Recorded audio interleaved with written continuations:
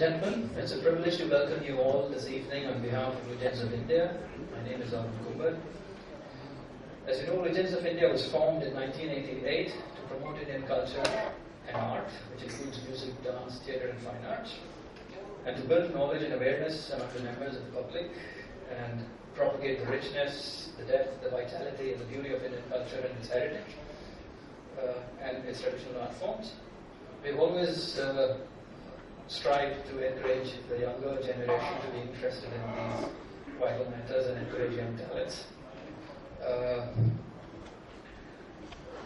Today's and this Pendulum series of discussions is a part of trying to create that awareness and encourage younger people to be interested in this topic. And I'm very grateful to Mrs. Shanta Sarabjit Singh, who's agreed to curate this for Legends of India. She, as you know, is the Vice Chairperson of the Sangeet Natak Academy and the Chairperson of APAN, which is the Asia Pacific Performing Arts Network. There is a lot, she really needs no introduction. She is probably India's best known doyen and writer on art and culture. We are also very privileged to have a very distinguished panel of speakers this evening, beginning with Mr. Prem Shankar Jha. What can I say about Mr. Jha? He's a veteran newspaper editor, and there is no big name newspaper, including the Hindustan Times, Times of India, Economic Times, Financial Express, where he has held editorial positions. He's written a dozen books covering social, economic, political as well as cultural issues. And he's been an advisor to the Prime Minister as well in the past. He's a visiting faculty at the Harvard University. I can go on and on, but I guess you know it all anyway. We also have with us Professor Bharat Gupt, Professor Bharat Gupt is a retired associate professor of English who's taught at the College of Vocational Studies, but that's only part of it. He's a renowned Indian classicist and a theatre theorist. He's a Sudbahar, very accomplished Sudbahar player himself, and a cultural analyst, a newspaper columnist, and is a visiting faculty at the National School of Drama. He speaks Sanskrit, Hindi, English, and Greek. So he writes for a lot of research journals, newspapers, cultural, and he's also a very vocal activist to promote revival of culture and Indian culture and Indian heritage through the educational system. So thank you, gentlemen. Thank you, Shantaji, for taking this up and on our behalf. So I would request you to take on the proceedings from here. Thank you so much, Arun. I am so much linked with culture that I thought that in doing Pendulum Dialogues, I will look at issues which are not strictly art and culture, but which provoke the kind of debate that a cultural paradigm should have. To take this whole matter of art and culture and song and dance to another plane where Legends of India could make a contribution by inviting speakers, thinkers, planners for the country's good, who know what quote-unquote culture is all about, but who haven't had a chance to be, to share their thoughts about it in their different micro-disciplines. So, this is a forum for that. And we value interaction, we value dissenting points of view, we value the kind of perspectives on culture which will give a broader meaning to it. I personally, if there is time at the end of this time, would like to come in and share my thinking on what is unique about culture. It is both unifying to me and divisive. So first we'd like to know from our eminent speakers what is their take on this subject And how seriously do they think that it can unite? And how seriously it can divide? Which, of course, both of them are possible, but I'll reserve my commentaries to a little later stage. So I now call on Prem Shankar Jha to kindly elucidate his thing.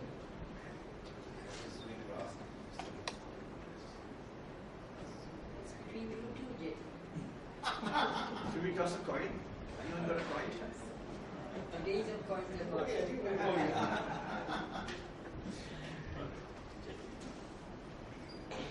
Now he has me at a disadvantage. He can let That's me have definitely it. a bit difficult. You'll have an opportunity to rejoin us. So you got The rejoinders are always weak, you know. Achha, anyway, thank you, Shankar, for calling me Shankar. It's a subject is very close to my heart, but very far from my writings. All my writings have been on basically political economy, a little bit of history. But culture has really been very deep involvement with music, and to a lesser extent dances, which was kept me alive through a series of crises in my life. And this subject is really fit for a Pendulum dialogue, because in fact, the more I think of culture, the more I see that it can unite, but it also divides. And I think before one sees how this happens, I think it's really important to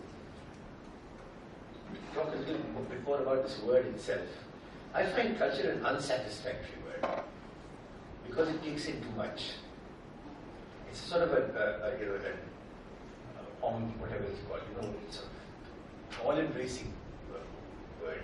So I'll try and disaggregate it a little bit, what I have to say. And where does culture divide, and where does it unite?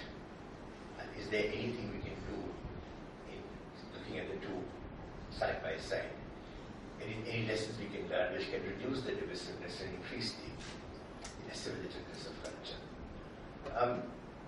I'll give you one example which, in a sense, sticks in my mind. It's one of several, but this one really sticks in my mind. Many years ago, of both actually, it's an interesting episode which actually tells you both the elements in one. Many years ago, Zubin Mehta was appointed the resident conductor of the Israel Philharmonic Orchestra. And he went to Jerusalem, and it's a wonderful orchestra. He was truly happy, particularly because he had a really nasty time in New York as the conductor of the New York Philharmonic. There had been a relentless campaign to get him out at any pretext. So when he went to Israel, he found a whole different culture there, a musical culture, and settled out very happily. But he had one thing: he wanted to play Wagner. And for Jews, particularly Jews who went through the Holocaust, Wagner had the most terrible associations. Yet he talked to the orchestra. I think the orchestra felt the same way. And so eventually, they finally decided, I think this was 7 or 9 months after he had taken over, that they would perform Wagner in Israel. The very first time, and this must have been sometime in the 90s, the early 90s it was. So the hall was full, the word had spread. In any case, for classical music halls were usually full in Jerusalem anyway. And they played Wagner. And there was a gentleman sitting in one of the front rows.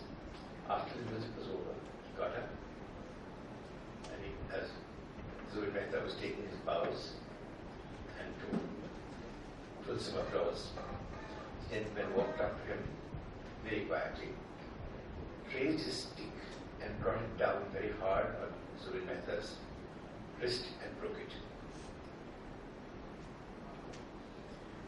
That sums up both sides to me of this cultural problem.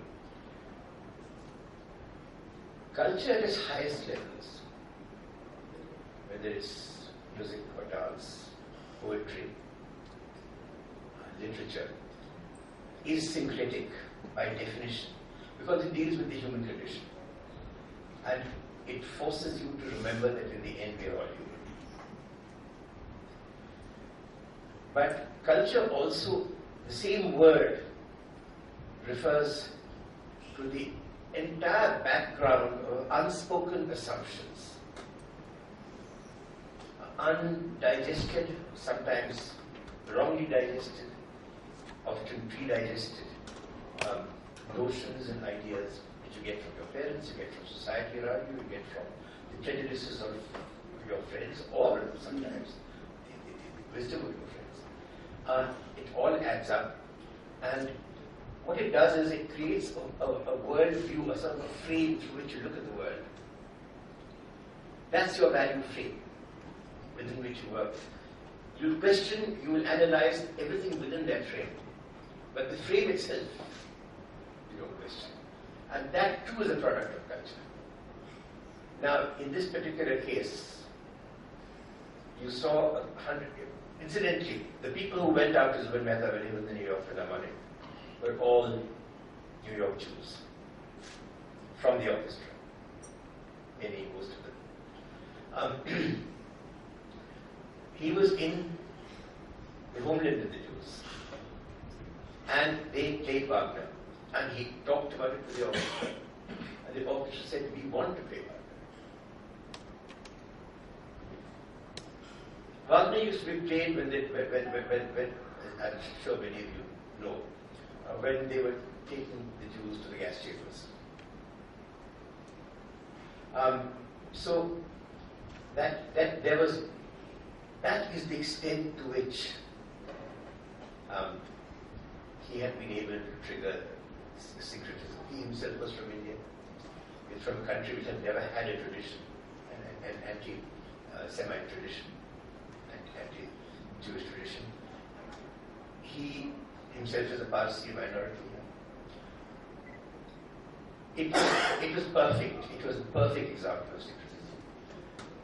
But that poor man had seen the other side of culture. And he lived with death year after year, wondering when it was going to finally come and claim him. And he escaped. And he could not get into it. As simple as that. You find this happening here. Let's take an example from home. Right here.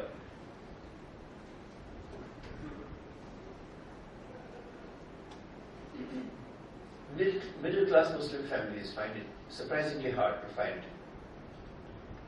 to rent apartments in Delhi, or for that matter in a very large number of northern cities. I can't speak for the south, and I don't think it's so like there, or for that matter in the east. But Delhi is here, and they jump to the conclusion, where some of them, since I have had very frank interactions. One time I remember in a conversation, someone saying they didn't get an apartment here. And another friend saying, was it because they were Muslims? And I explained to both of them, I was speaking to who were in fact Muslims, that don't jump to that conclusion. One of the simplest problems here is that the vast majority of Hindu families are vegetarian. And the idea of meat coming into the house, and more important, meat being cooked with onions and the aroma wafting through the house, is completely insufferable. First, the garlic is insufferable. In Sattvic Bhojan, Brahmanical food in India, garlic was forbidden. My grandfather's husband never ate garlic. Onions, Moraji Desai, my God, couldn't get him close to it. Onions or anything that's grown underground. That's not underground. Anyway, so the thing is, I had to explain that, and then I could see the change in when they realized that it was a cultural thing, going much deeper, and actually that the remedy to this is acceptance, understanding and acceptance, and not grievance. I think that, to me, the most wonderful thing about Indian culture at the high level, at the highest level, is that it is the only aesthetic system in the world which has actually codified syncretism in the performing arts. No other country has it. No other system which, certainly not the Western, which divides and concretizes traditions. There are Western music and ballet and art, dance and music, certainly. The audience performer divide is total. It is symbolized by the fact, actually strictly speaking, only now breaking down, that the orchestra would be wearing black tie and tails. The audience was expected to be dressed well. You were absolutely silent. You couldn't even move around. One time I was listening to the fourth movement of Mahler, and my head was going slightly like this in a hall in New York, and the gentleman shook back at me. I thought, he must have been moving about this much, but it was disturbing his concentration. You know, that we don't. In our case, it's the opposite. The audience and the musician or the dancer become part of each other. The whole idea is to avoid, is to abolish that separation. The same is true of the separations between music, dance, literature, and poetry. All of them are part of a single tradition of dance drama. There's nothing like it. Look at the idea, the raga structure. It universalizes music.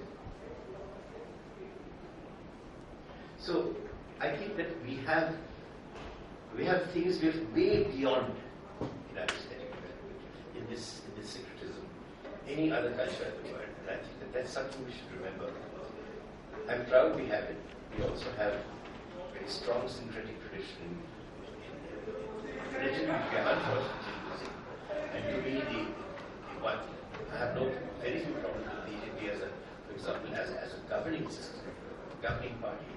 In fact, when they were fathered very well. But I have tremendous problems with the cultural underpinnings of their forms and their policies. I'll just stop there. Thank you.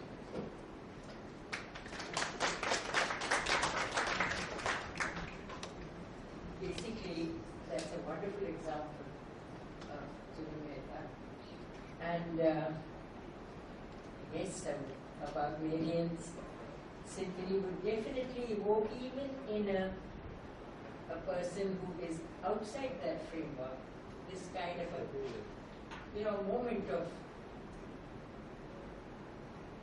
what went with it.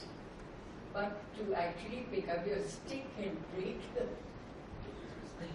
the poor conductor's wrist is the kind of reaction which luckily we do not accept.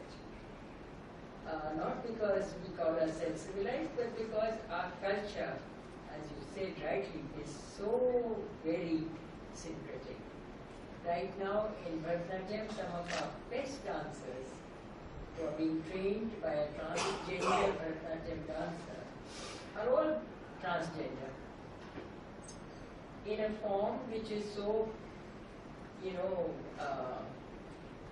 focused on aesthetics, on beauty, on the female form, to bring in these transgender artists and for society to accept them. I think that is the kind of cultural model that we could be looking at. I'd like to request Professor Bharat Gupta now to give us his views on where we are.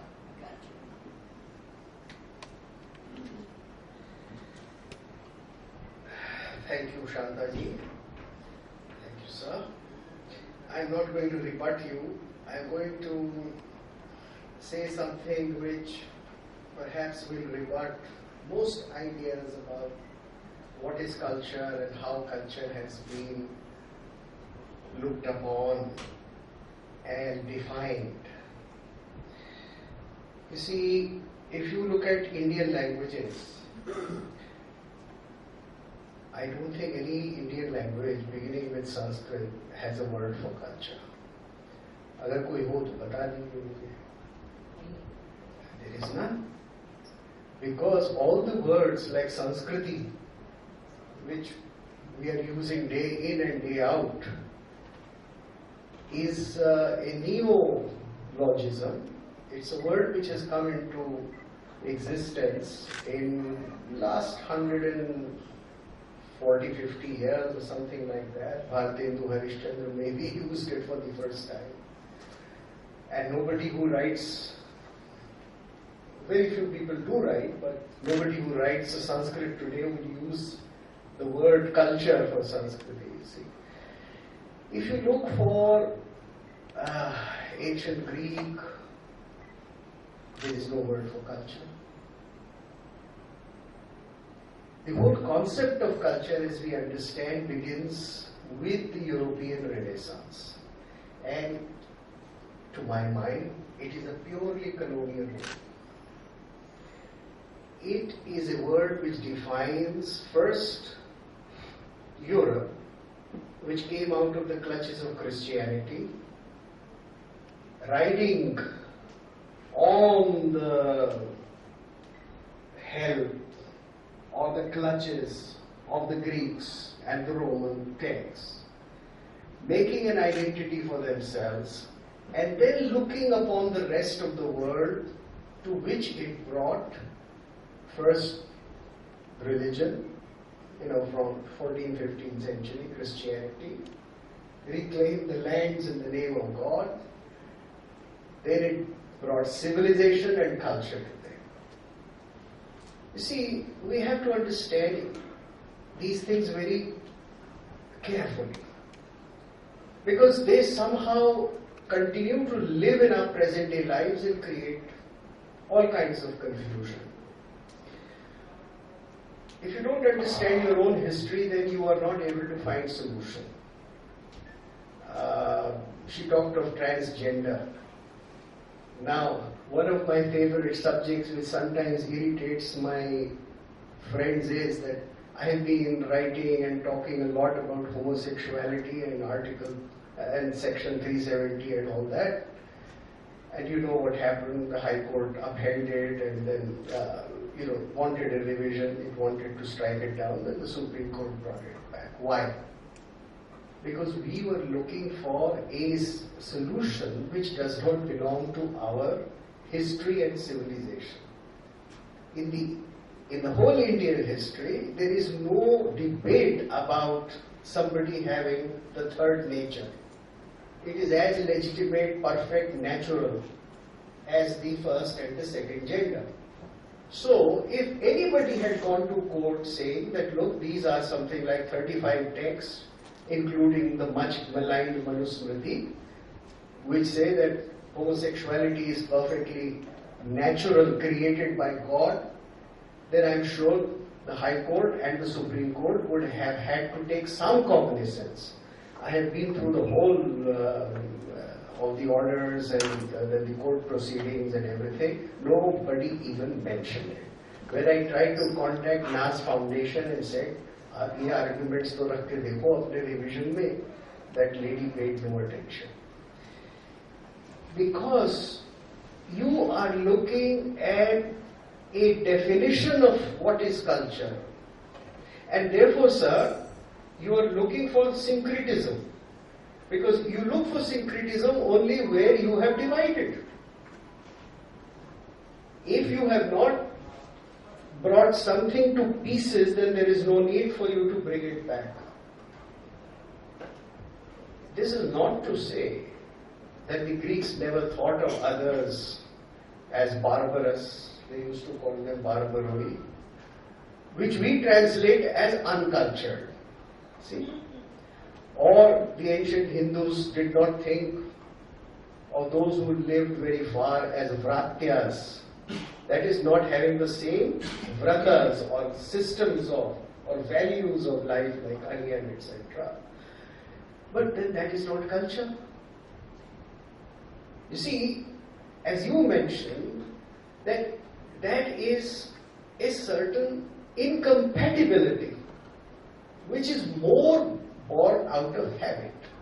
The example you gave about Zubin Mehta, I had a similar experience. Once I visited somebody in the United States, an old-time friend, and she said, I want to take you out to a film, and the film was Schindler's List. This is a long time back, 20 years ago.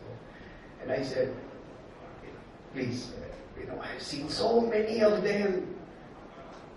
Now this was a Jewish woman, a Canadian Jewish girl. And when she heard me saying that I have seen so many and I am sick of seeing these films, she just took back her invitation. She said, we are not going to any film. She was offended. Now, the fault was mine because I should have been sensitive to the fact that here is a Jewish woman, and I had known her for years, whose father had come out of a concentration camp. And to say that, oh, enough is enough, Jews have been crying about Holocaust for a long time, it was simply uncultured or insensitive or not very friendly on my part. And I think similarly, when we make this an issue that I'm going to play Wagner somewhere here, or if I'm going to publish a book on Hinduism by Wendy Dollinger saying that Veda is a very horsey book, and then make that a big title, then these are not really cultural issues. These are only issues of bringing in friction on very small matters. And marketing, of course, that lady has made thousands of dollars, and she refused to debate her book with me in the Asian conference when we had made a panel 6 months in advance and given her notice. And now, maybe right now she is giving a lecture to the association in the morning in New York as to how the Indians are persecuting her. Now, this is pure politics. Things, if I want to take you back to what was culture, let's say, in the ancient Indian world, which is now unfortunately classified for the reasons of the modern secular state, it is classified now as the Hindu world. You see, that's again a political denomination now. What you find there is that those things which improved the status of your consciousness, they were what we may today call culture, things like music, like dance, because music is going to take you to a higher level of consciousness, to the level of rasa, and then to the level of moksha, or whatever, a higher level. Similarly, something which is beautiful, or something which is totally engrossing, like the tragedy was for the Greeks, which is going to alter the state of your mind, the state of your thinking, and which is not going to bring a political benefit for you. You see, this is the most essential difference between modern cultures and classical cultures. That classical cultures, when they were, or civilizations, I don't like to use the word culture, when classical civilizations were indulging in what we call art or philosophy, they were purposely keeping politics out. In all the famous Greek temples, their enemies, Persians, were allowed entrance. They came to worship. The Greeks who attacked us and then who made the Bactrian Empire, they raised the Garuda pillar to Vishnu as far as Vidisha. So, when you had your politics, you went into war. You conquered a kingdom. But when it was time for you to worship, then you could be both Vaishnavas. And it was very clear that the purpose of so-called culture would be different, and the purpose of politics would be different. Now, it is with the rise of the European civilization in the 14th century that you have a combination of politics and culture. So first of all, Europe creates this whole myth about Alexander, ecumenia, that he started from Macedonia and then he went right up to India and he conquered and he made civilized everybody, and that was ecumenical. He was bringing people together, it was syncretism, whereas actually it was nothing but plunder, burning, killing. If you just end up finally in making a city and a Greek amphitheater and all that, then you don't really give culture. You don't really give civilization. What you do give is subjugation. The story was repeated pretty much in the Muslim world, where religion and politics become one.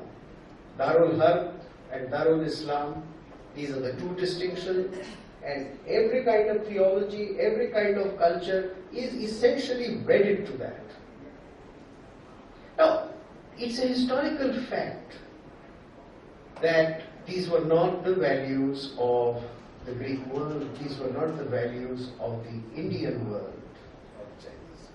I was about to say that I don't know enough about China and I was about to ask your opinion, but my guess was that the Chinese also did not have. When did the Chinese become enemies of India? After they became Marxists. Before that, they came to study here. They never thought of attacking us. And the great Chinese emperor used to import women and queens from India because they thought that they would give them great progeny and beauty and all that. Then music was a big import from India all the time into China. And they had no political conflict. The only Indian ruler who thought of conquering China was Muhammad bin Tughlaq, I think. Muhammad bin Tughlaq. So, no, Muhammad bin Tughlaq thought of invading China. He made a plan. Yeah, Tariq al-Firoz Shahi mentioned that. Now, unless we come to this distinction, I am not asking for a return or a go back to the Hindu times or the pre-Muslim times. I am only asking for a cultural, analytical, historical study of values. Why did these people not really make it a condition that arts will be promoting the state? You see, the conflict which you mentioned, for instance, Israel is a state which comes into existence, and Zubin Mehta is brought in here in order to elevate the idea of modern Israel. And therefore Wagner comes into conflict for the very simple reason that you have a history here. So, it is these kinds of conflict, when they are essentially marketed as cultural conflicts, whereas they are actually political conflicts. And we should be able to understand that. When I went to college, and Professor Muhammad Amin taught me history in first year, he said that, there was this book published from Kitab Mahal, Balli Maran, and the book says that Muhammad Ghazni had to invade India because he was short of money.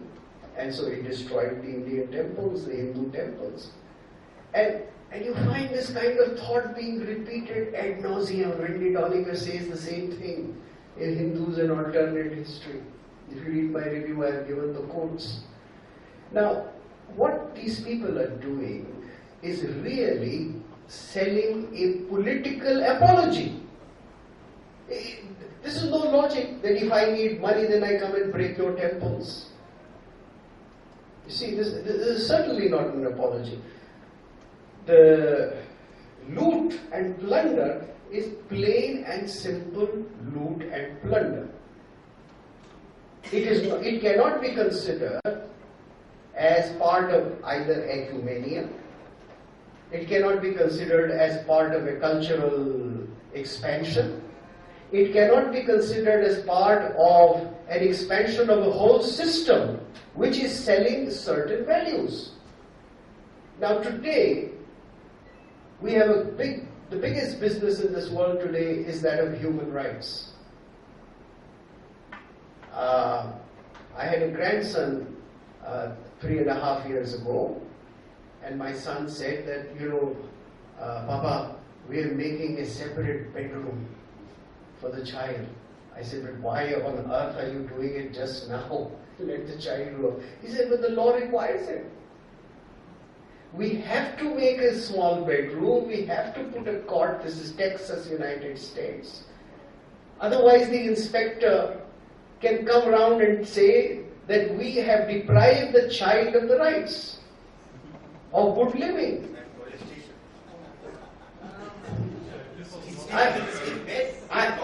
I'm not joking. And then, I don't want to go into this. He finally had to fall back to the Indian ways to have a normal childhood. But then this is a civilizational, cultural conflict which is being created. You know the case that happened in Norway or Sweden or somewhere. And this is a big industry. It's a big industry there that I walk into your home being an organization that takes care of children, accuse you of mistreating your child, take money from the state, take the child and the money both. Now, this kind of culture is one of the continuations of earlier white racist colonialism. And it has come down in very, very different packing right now. And it is something we have to talk about very frankly.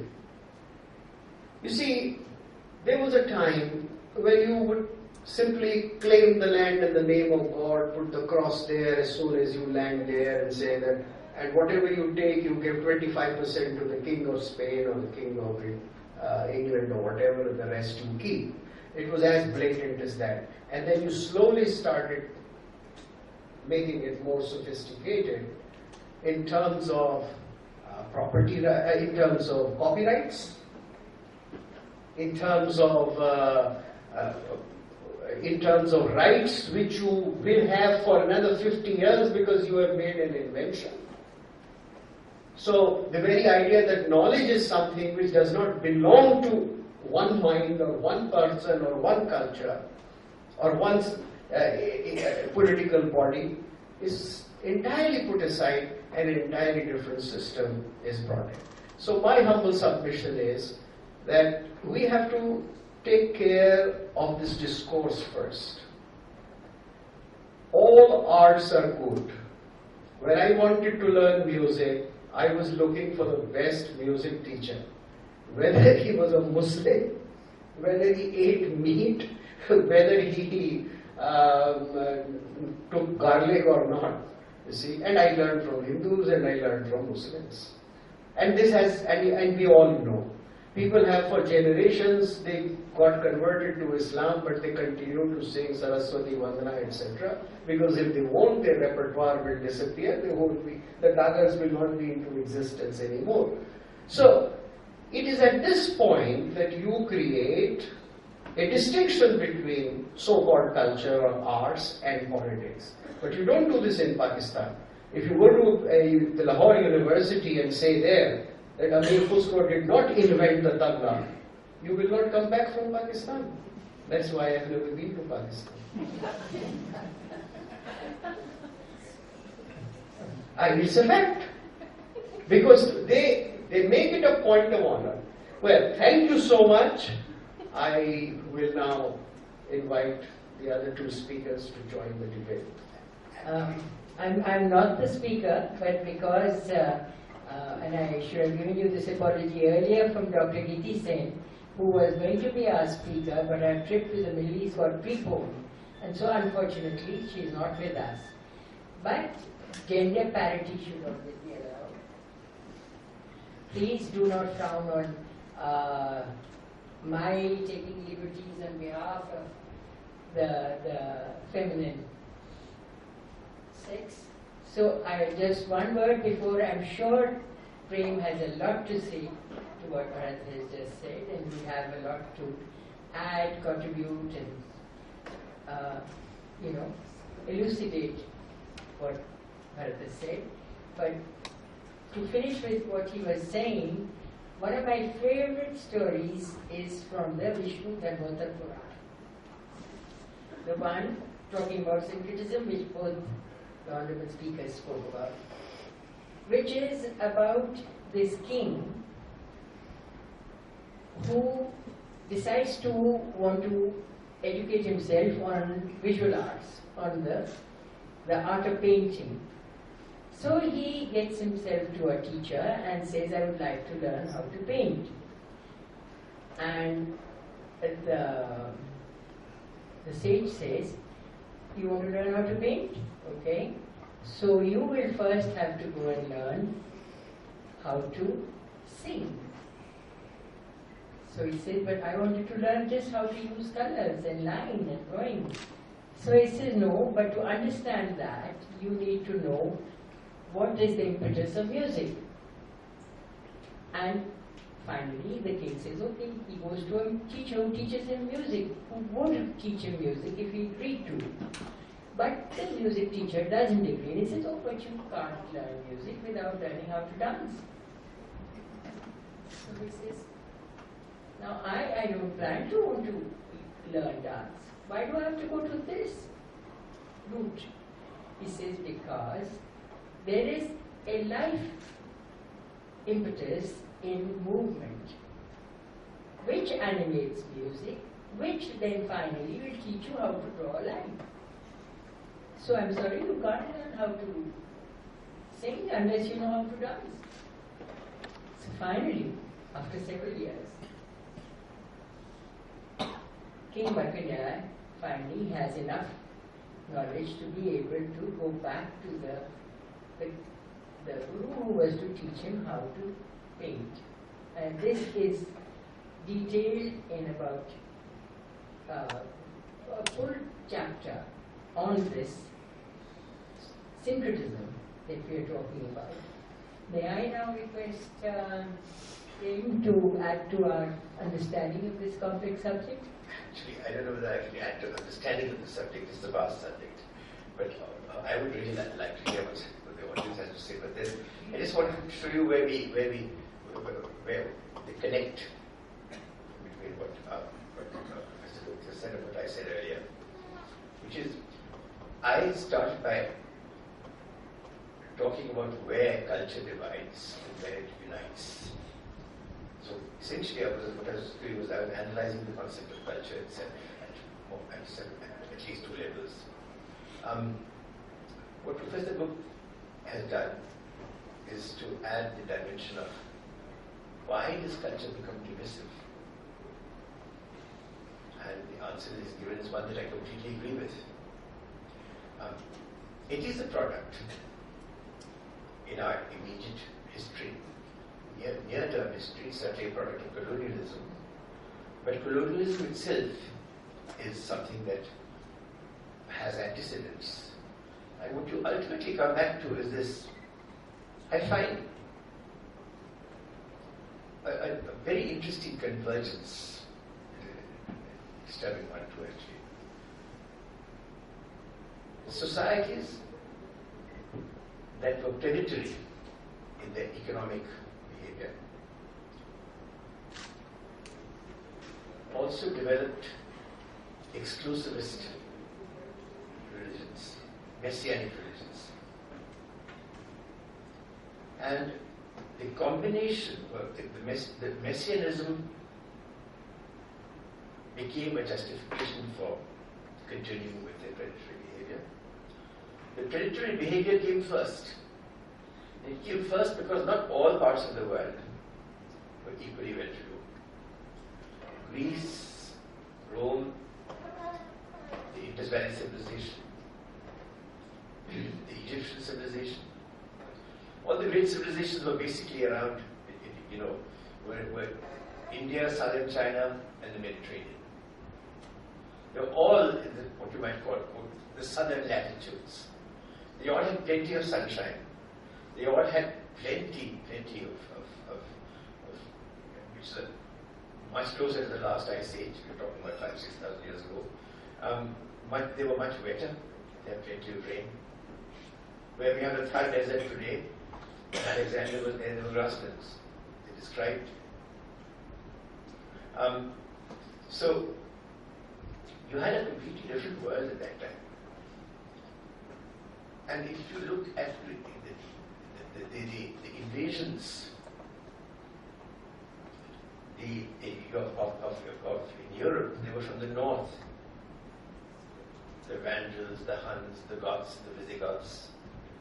They were all from the cold, miserable, uncomfortable, nasty parts of Europe, of people searching for a better life and being driven by greed and envy. That's the essence of predatory societies. They were predatory because they were poor. And when this came and settled in the Mediterranean countries, they merged their identities. To keep them out, the Romans built the most fantastic empire. The war machine. The Roman Empire owes its power and longevity to the fact that it was the first society that created a standing army. The very first. Now, the thing is, and it was created in order to block these the raiders from the north. If you come to India, Balban heard about Genghis Khan and the great spread westward of Mongols. And he is the first Indian ruler who actually created a standing army, and he posted them on the passes. He built forts, Khyber and Bolan Pass, and other places. And the Mongols came to the gateway of India and turned away and carried on westwards. So the desire. That came later. This was Balban was in the 13th century. 13th century. Later 13th century. Yeah. So the thing is, so what one finds is, first comes the inequality and the desire to possess. By the way, European colonialism was based on exactly the same thing. The Crusades opened the eyes of Europe to the fantastic wealth, riches, diversity of products of the East, whether it was spices, whether it was silks, whether it was cottons, jewelry, gold, silver, etc. But they had nothing to trade with. So the alternative to trade was conquest. That is the origin of the European expansion, of the search for sea routes, the whole lot. But behind it all, you also find that there is where the soldier went, the church went with him.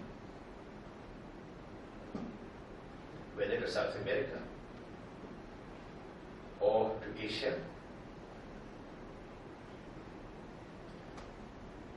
And that combination in its many, many forms of, it expressed itself right through literature, philosophy, the works, essentially is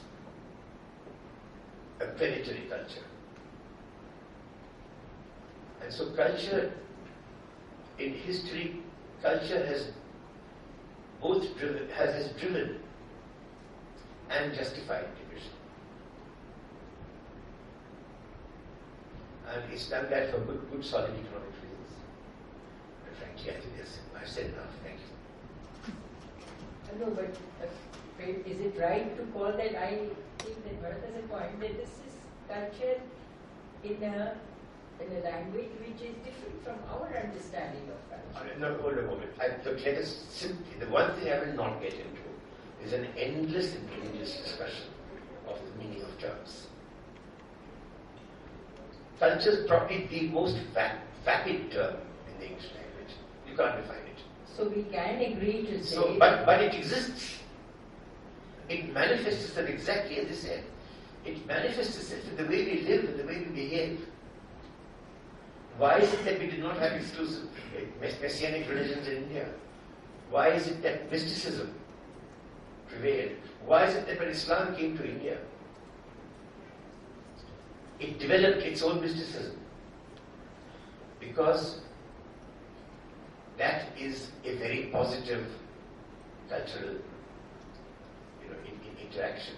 But you can't have a cultural interaction without difference of culture. So you can't say culture didn't exist. You can't say because there's no word for culture. There's no word for culture because there was no need to divide. The idea of culture, you talk about culture only because there's a contrast. You can't have a true coin unless you have a counterfeit coin. You can't talk of night if there's not also daytime. You have to have it. My point is that doesn't change anything. That both the divisiveness and the unified points, the meeting point would be the impetus to create art, creativity. That is where this dilemma can be resolved, and that is where there are recent initiatives being taken to take art and culture and heritage understanding to Jammu and Kashmir for peace issues. I think that is a step in the right direction.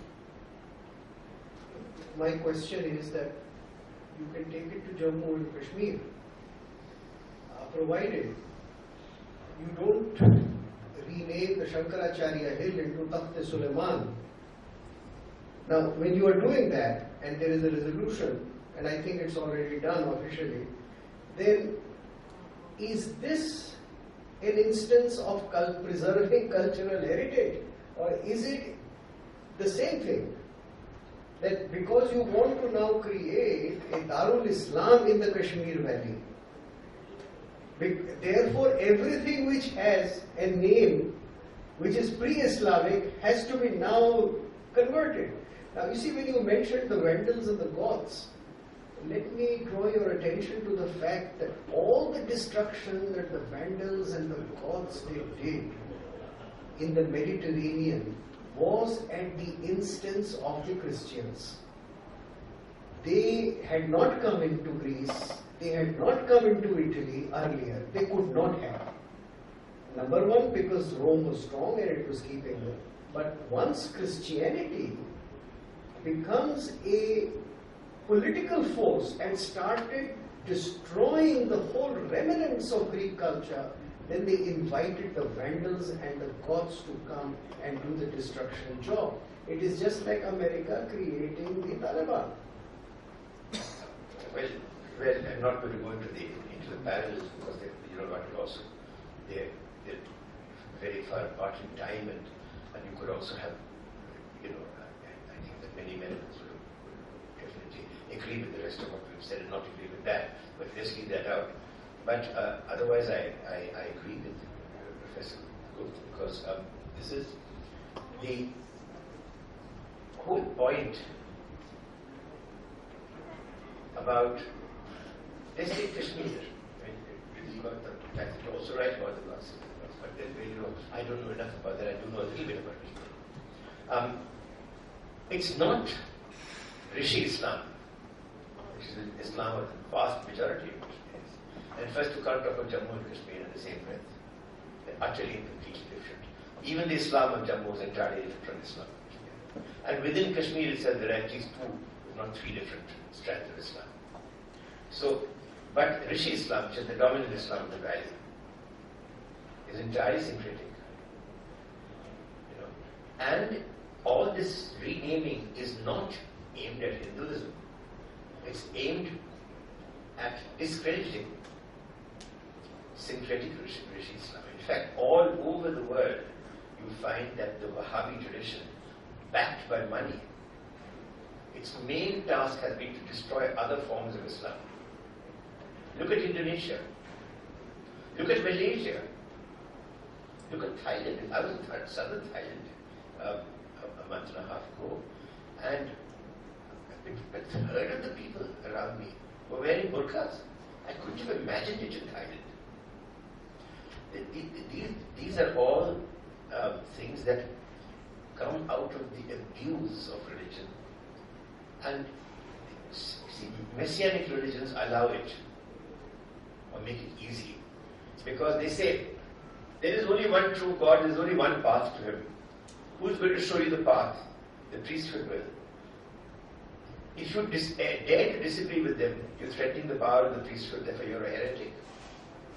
And the more threatened they feel, the more extreme becomes the punishment that they dole out. The Albigenses, the Cathars in France and Spain, were destroyed in the 11th century and 12th centuries by Rome, actually doing exactly what you described, taking the impoverished knights of Northern Europe and saying, come down here, these people are doing so well for themselves.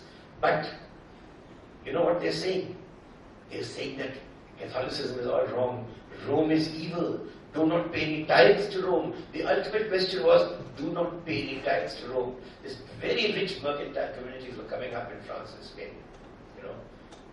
And they were being advised by these people whose priesthood, they were called perfects, were extremely simple and who lived among the people, who tended to the problems of the people, and very much like what's happening just now,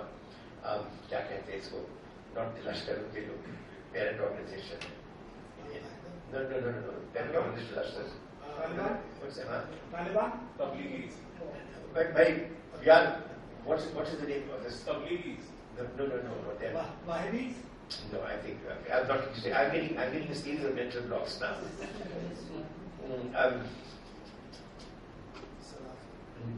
The Surgeon General, I forget about Pakistan, but there is an all-embracing social charitable society, which whose name Any foundation. No, I'm also missing it. I'm sorry. It's an all world organization. But the thing is, it doesn't matter. But the question is that coming back to Kashmir, this business of attacking their own religion from the right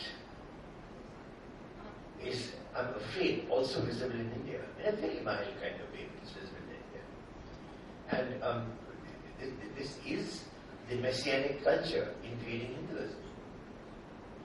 Hinduism is not a messianic religion. Could it be looking for historical perspectives and researching and exploring the need for facts, historically analyzing things? Why do we have to? Anyway, now it's time I've for us long since given up trying to pretend that they're objective facts. Okay, so may I just kindly ask the audience now to come in, please, and help us with their thoughts. I actually have a question, Rahman, about, in fact, two, and this is a good dimension of that. One is, I've always been perplexed by the fact, what role does the education play? Does the education help in uniting the culture, or does it actually help in dividing? is it really an awareness which is used in a constructive and positive way? Or is awareness used to sort of consolidate your beliefs or preconceived notions? So the role that the education play, whether it serves as a catalyst in uniting or dividing, that's one question that I had. The second, do you see that the younger generation in India, I'm still talking of not really the ones who are already in their teens, but perhaps those which are still about 9 to 10 years old, but which probably in 20 years from now would be in the mainstream society and political sphere and economy. Do you see them really be more inclined towards cultural unity, or rather withdrawing into these sort of their own individual cultural identities? And does globalization sort of impact them in their thinking? And this is something which I think is very crucial, because we will be a very, very young nation, and how the youth of India are going to perceive culture is really also going to have a tremendous amount of, I would say, impact on how the political institutions grow in probably next Lok Sabha election onwards. If not, in this itself, you see some signs. Because there is a strong connection culture and politics as well. So, and I think that's something is again which probably we can throw light on. Good. Very briefly, your question. Thank you. The benefactor's hand. Well, you have two questions. The first is about what does education do? It all depends what are the texts of your education.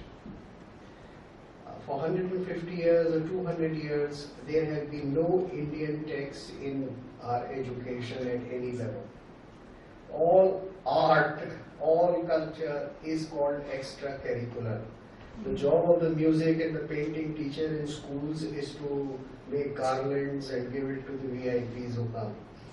And the universities think that music, etc.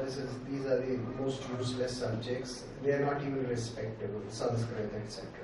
So there has been a continuation in the Nehruvian era of the older British model and the same ideals, because the ideals are to make money, to be competitive, and they are not the ideals by which any sensible civilization can live by, let alone our civilization. So unless you bring in the Indian text back into education at every level, you are not going to see any resurgence. Europe made a great resurgence in 14th century by taking borrowed texts, the Greek and the Roman texts. And Indians have thrown their own texts into the dustbin and therefore have no text. This is the answer to the first question. The second is about the young generation. The young generation have seen the failure of, first of all, the secular state. They have seen the failure of the socialist state. They have seen the rapacious activity of the neo-capitalist or, carpet beggar kind of capitalism. And so they are absolutely confused. I mean, as in my time, you just had to go into IAS or something and get a secure career. You can't do that anymore. So they are very confused. But then, for them, we have provided no education. We have provided now the internet and a whole lot of things which are out of schools. And therefore they are groping into it. They are going into all kinds of forums, social media, electronic media, but that is what the middle class can do. What about the millions who belong to the poor classes? So we are living in that we're talking of poor and middle class and everything, but don't you think that the poor is actually preserving the culture? I mean, we talk of folk songs, we talk of all artisans and everything. Isn't that the class which is preserving the culture? yes, exposed to other cultures, and believe you me, other cultures exist. The more you start questioning your own, and you get a development of what sociologists now call the socially reflexive society. Socially reflexive is a new word. It didn't even exist when I was in college, but it does capture this. The frame that I was talking about, the frame of values that we come into the world, is being increasingly questioned because of the constant interaction with other frames. And the fact that if you're living in one world, you're working in a globalized corporation, you're working in a United Nations organization, you're working in an international NGO, you're going to constantly be meeting people who come with different cultural frames. And therefore, if you're not going to engage even on those areas with them and question, listen to them and question your own in the process, and question theirs for that matter, then you will not in fact be able to communicate, and you will only have conflict, in fact. And it's this search for synthesis, or like syncretism, or that makes societies socially reflexive. Now in this context, the poor are much less exposed to this, so that they keep your culture as inherited to a much larger extent. But this reflexivity also feeds into culture at its highest level. So you find there's interaction in literature, there's interaction in poetry, there's interaction in dance. Not all of it is good. For example, I am not a votary of the kind of interaction that's taking place between Indian classical dance and Western forms of dance in America. And the techno bhangra doesn't turn me on, quite honestly. So the thing is, so there is that too, but there's a tremendous amount of tremendously, vital energy that's been released by this. I'd like to add to this one thing, that we pride ourselves, and rightly so, on a Ganga Jamuni Tehzeeb. The Ganga Jamuni Tehzeeb, which is the Hindu-Muslim strands in our culture, have been preserved totally, I believe, by the poorest of the poor of this land. They are so well versed in the intricacies of even art forms. I was once sitting next to a working class person, a labourer, who was in Hamsadhwani theatre many years ago. It was a very humbling experience. And Sanjukta Panigrahi, who is considered one of the great divas of Odissi and is no more, she was performing. And they were, the labourers who were working on some construction next to the site came down, sat down, and I remember clearly that when I saw this man's dhoti, it was grubby, really dirty. And when I was leaving, I just said, "Kaise laga aapko?" That answer of that man was, "ये जो अभी कर रही थी चारी, ये तो बिल्कुल इस तरह से नहीं होनी चाहिए थी. इनको भंगी में जाके इनको बदलना चाहिए था. इस चारी से भंगी में जाना चाहिए." These are Sanskrit technical terms. These are the people who have done this. And the Langas, the Magnyas, religion has had very little impact on them.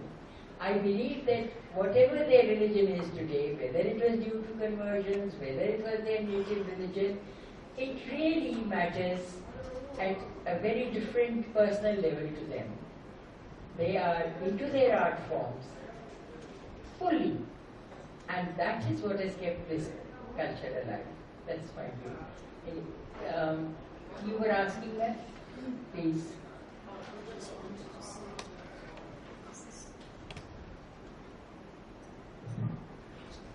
Well, this is to all the panelists here.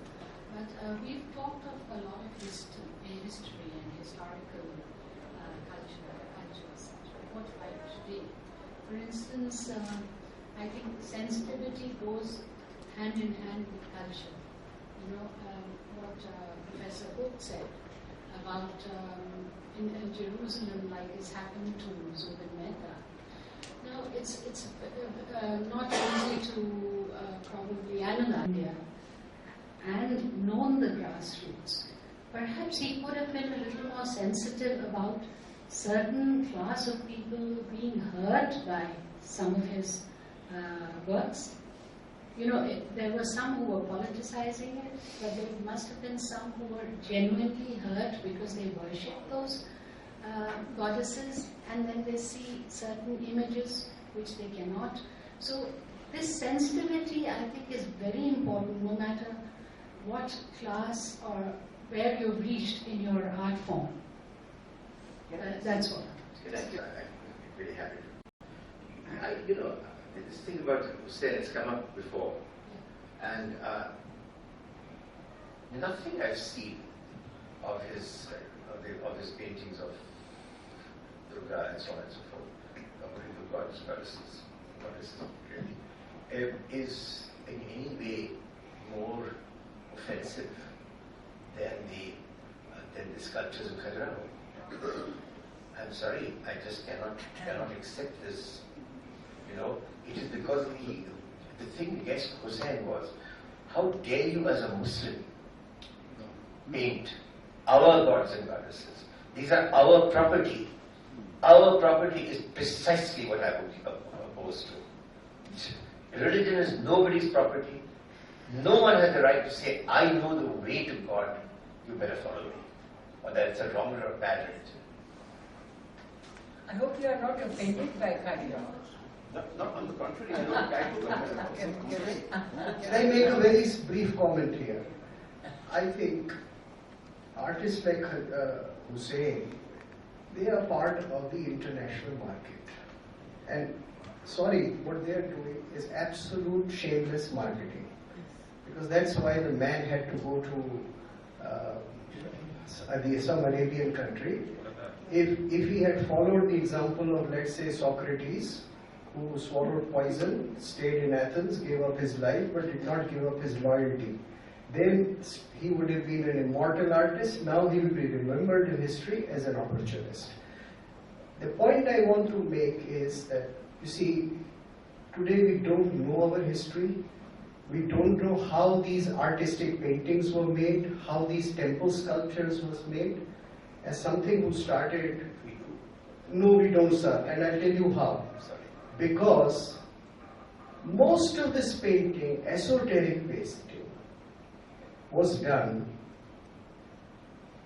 either within a community or within a cult. For instance, when you painted Yaviyam, the Tibetan Tangha, who painted it? Not somebody from Delhi School of Art who went there, learned a bit of, as one can do it today. You become a disciple of the director of the National Gallery of Modern Art, and then you start painting whatever you want. You had to become a monk. You had to do meditation several hours a day. And then when you were given that esoteric painting, that this is the meaning of the female, Yavi, and this is the, then you practice that painting. I'll give you an example, I'll take half a minute. I went to the most holy monastery of Christians in Greece called Mount Athos. I took the passport and I went there. And when I went there in one of the monasteries, they said, eat at this lower table. You are a Brahmanos. You are a non-Christian, you will not eat with us. Fine. Don't come and kiss any of the icons. The next day I asked the priest, can I listen to your music? He says, why do you want to listen to our music? You are not a Christian. And I talked to him that music is something which takes us close to God. I gave him examples from my tradition. He said, okay, you can listen to music. When he saw that for a day or so I was listening to music with all rapt attention and perhaps devotion, he said, You know something about Christianity? Now, I had taught Christianity for 30 years in university as part of English literature. So I told him that this is what your Orthodox cult is, and this is what is the division between the Catholic and the Orthodox. Very few people will be able to tell you, you know this. He said, oh, I see, you come in.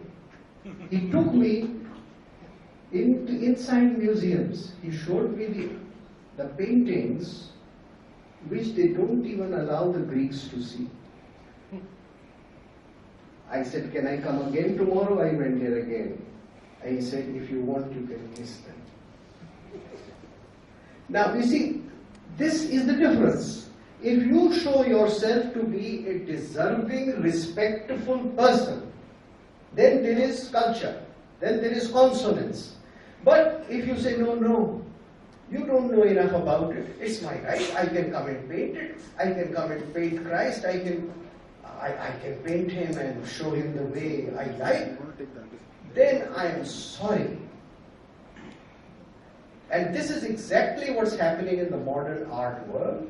They have created a few international artists and scholars of Hindu theology, scholars like Wendy Doniger, scholars of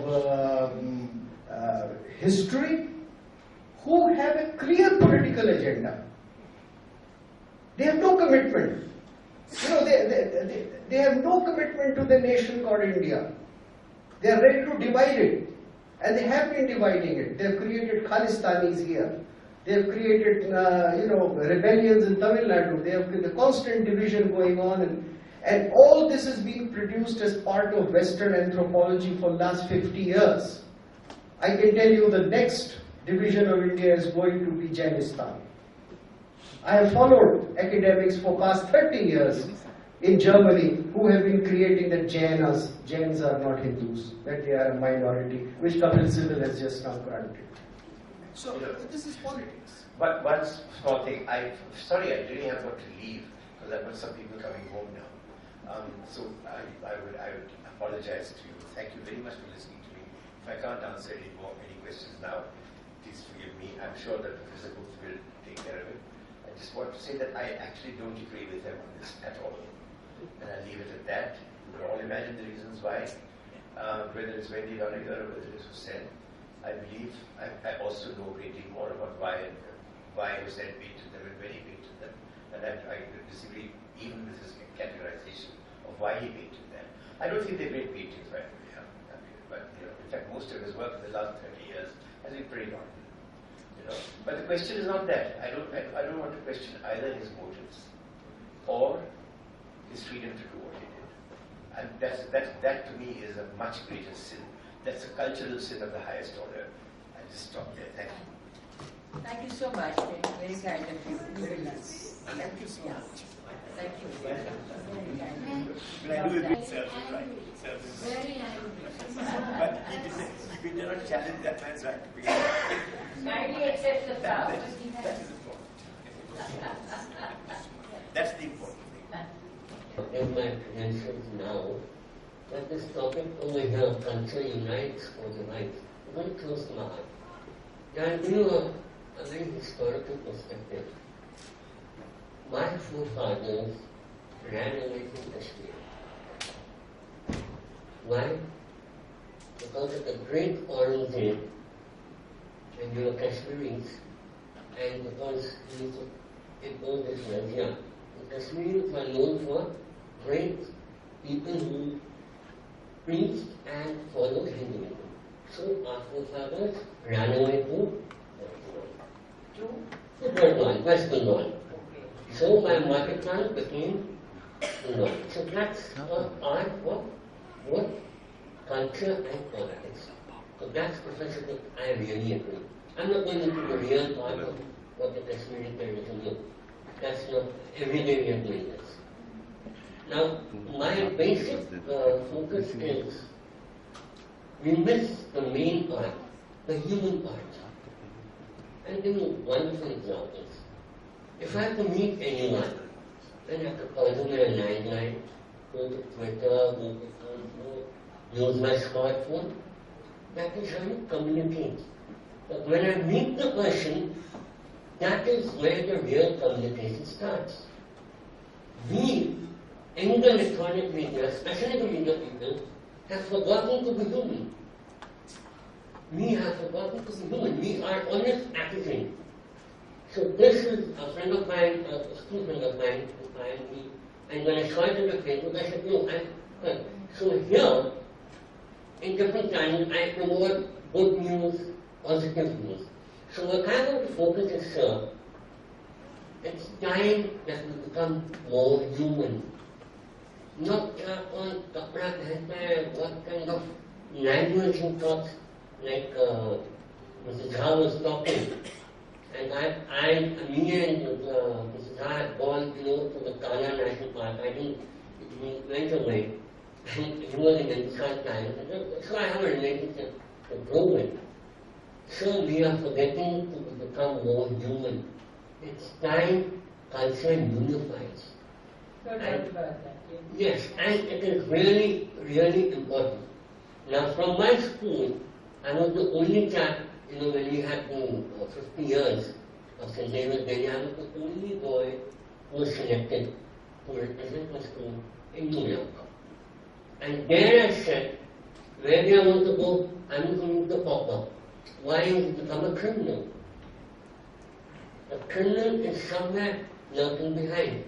I want to go to the best schools and meet a small child who picks up a gun and kills his own classmates.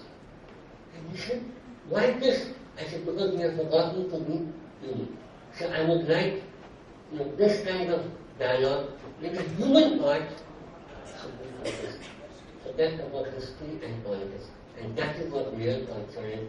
That's what real Hinduism is. I mean, no, I'm not saying because I'm Hindu. I'm as a human being. This is what touches my heart. Thank you, sir. Thank you. Basically, any other question? Yes, please. I've had some interesting insights, recently, which is that the ease of printing is inversely proportional to the amount of garbage that's produced. So, right from the invention of the printing press to now, digital printing, which has made printing even more easier. The amount of garbage that's produced is not just enormous, it acts as a smoke screen to blind us from our own history. So you won't find anything, 30 years before on internet. And I discovered that recently, and which is very interesting to what Professor Gupta was sharing. I recently read The Transformations of Man by Louis Mumford, and that's a most useful critique to bring down the house of industrial civilization and reductionism, which very simply is based on anti-progress. If progress is defined as movement towards the whole, reductionism is what brings you, what dehumanizes you, what makes man into machine, and then the machine takes over. So the point is that unless we start questioning, for example, why do we ban drugs, or why do we ban pornography, or why do we ban necrophilia? The point is that we know that it has social damage. Unless we realize that what kind of social damage television is producing cumulatively, what kind of damage internet is producing cumulatively, and have a 10-year perspective that they should be banned so that our children can start learning. What Sir mentioned was that the paintings of Khajuraho were done after so much of meditation, and you see that that is reflected in the aesthetics, and you intuitively react, but that same feeling doesn't come when you see a Hussain painting. So that's also obvious very intuitively. So the point I'm making is that unless we as a society understand that the money economy which is driving the internet, for example, you wonder why internet is free, most of the stuff, who pays for it?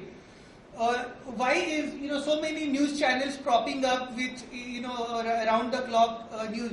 So unless we create a consensus and start the building process of that, the cumulative social damage will ultimately destroy us. It is already dehumanizing us. Yeah. We ban internet or we ban television. At the same time, I would agree with ma'am that we do have the right not to be offended by somebody's depiction in the name of art of something that is against our culture. I would not go so far as to say that because I am offended, I should ban it. Because I am offended by Wendy Doniger's talking about, all Hinduism just being a matter of phallus worship. I mean, these are... Ma'am, then we should allow pornography, we should allow, incest, we shouldn't ban anything on These earth. are all kinds The point is that we are talking about, relative significance of what is socially damaging. Yeah, but to ban this kind anything of, I is to don't give it an understand importance why that I this do kind not of, subscribe to. laissez-faire. And with that, Please, I'd like to hear from you. The book will be winding down. Yeah, see, most of these things are a matter of taste, because everything cannot be taken care of by the law, or by injunctions, or by the police, or by the school teacher. Most of it has to be taken care of by a sense of taste, a sense of propriety, a sense of dharma and adharma. Maryada. And balance, maryada. And this comes through a certain educative process. Now, what has happened in India is that because we are totally divorced of our own texts, why is there so much corruption in India today? Because you don't teach a single religious text anymore.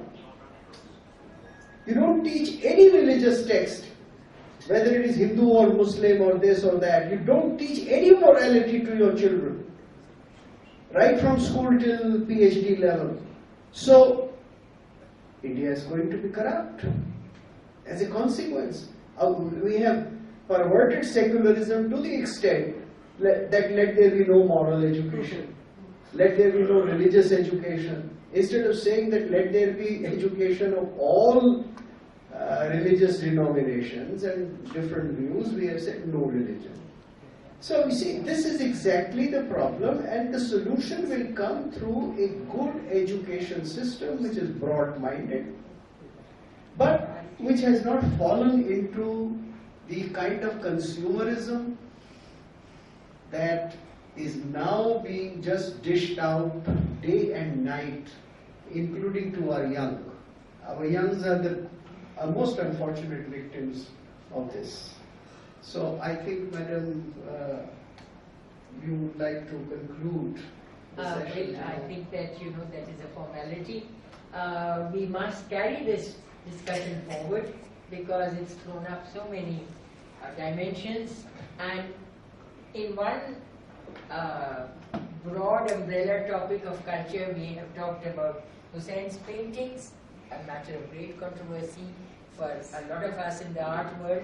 We have talked about Wendy Doniger's book, a matter of great controversy in the world of books and literature, and we have talked about several other things that we need to reflect upon in purely historical, factual terms, where we try to keep the commerce, the politics, and the abracadabra with which they are the mysticism is created, whereby we do not get to know the truth of the matter. So, in the hope that we'll be able to search for truth, I thank you all for being here, and I look forward to your presence again with us the next time we do this session. Before I end, I'd like to say in April we are having a discussion at Pendulum Dialogues on art today. Where is the artist? And in that we will be looking at, truly, is Shakti Myra here the artist? Is Subodh Gupta's tree a modern art work of art? People have very, very strong opinions about that. And when I personally like it, and I said to the NGMA that why don't you acquire it? He said he wants 2 crores.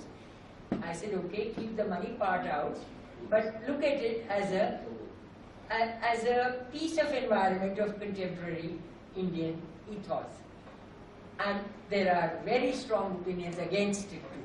So let us talk about that. Thank you so much. Just before we wind up, housekeeping issues, I request all of you to either drop a card in the bowl out there or put your names and contact details in the visitors book so that we can stay in touch and keep you informed of what goes on. And, I'll invite the chairman of Legends of India, Mr. Deepak Majumdar, to say a few words.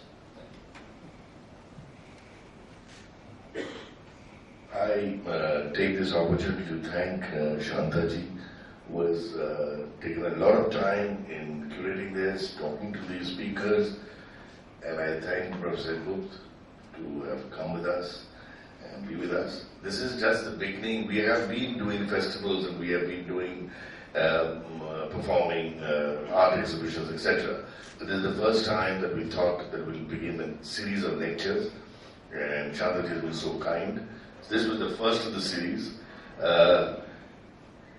Today, in spite of the rain and in spite of a subject which doesn't interest people, though they talk about it, I see about 35, 40 people here. I'm so encouraged, and I hope in the days to come, as you said, on the 25th of April, we have a second session right here, and we keep you informed. Those who are there, we want to make it more regular.